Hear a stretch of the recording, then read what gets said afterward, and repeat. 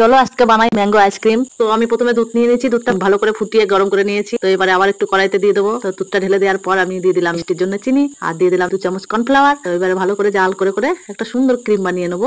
সুন্দর একটা ক্রিম বানিয়ে নিয়েছি। আর এদিকে আমি দুটো আম নিয়েছি, সুন্দর দেখতে আমগুলো আমি বটি করে কাটছি। তো তোমরা চাইলে তোমরা ছুরিতে করেও কাটতে পারো। দেখো ছাড়িয়ে নিচ্ছি, এত সুন্দর দেখতে আম, দেখেই লোভ হচ্ছে, মনে হচ্ছে খেয়ে নি। আইসক্রিম বানাবো বলেছি, তো আইসক্রিমটাই বানাই আজকে। এবারে আমগুলোর থেকে সাইড থেকে পিউরিগুলো আমি কেটে নিচ্ছি, পিউরিগুলো কেটে নিয়েছি। তো এবার একটা মিক্সার জার নিয়ে নিচ্ছি, মিক্সার জারে আমি একটু গ্রেট করে নিয়ে আসবো। আর এদিকে আমার দুধের ক্রিমটাও কিন্তু ঠান্ডা হয়ে গেছে।